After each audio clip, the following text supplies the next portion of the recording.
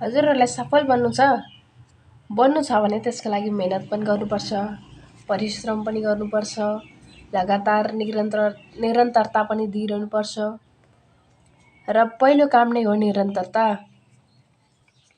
यसको पहिलो स्टेप भनेको आफूमा विश्वास, सेल्फ कन्फिडेन्स हुनु पर्यो। सेल्फ कन्फिडेन्स भएन भने मान्छेले केही पनि गर्न सक्दैन। आफूमा विश्वास हुनु पर्यो कि म जस्तो सुकै परिस्थिति आए पनि म सामना गर्न सक्छु। यो सुरु गर्दै गर्दा कतिले पनि भन्छन् यो राम्रो छैन, पागल होइस् के भनेर नराम्रो पनि भन्ने गर्छन्। यस्तोलाई सामना गर्न सक्नु पर्यो। अर्को कुरा, अरूले जे भने पनि म अगाडि बढ्छु, पागल भनुन् या जे भनुन् म अगाडि बढ्छु। आफूमा विश्वास रहनु पर्यो।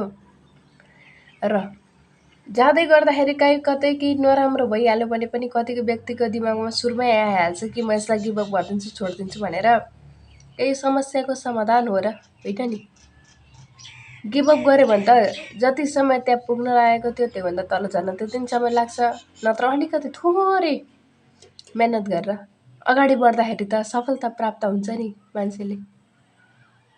र निरन्तरता त हुनै पर्यो नि।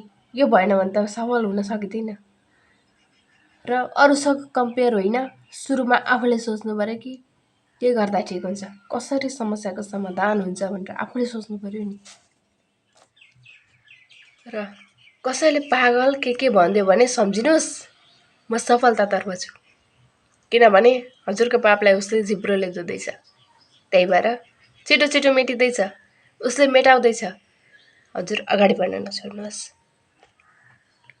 लक्ष्यमाथि निर्धारित हुनुहोस् कि म यो गरेरै छोड्छु, गरेरै मान्छु भनेर। यसको लागि दिनरात परिश्रम गर्नुहोस्, एक दिन मिल्नेछ।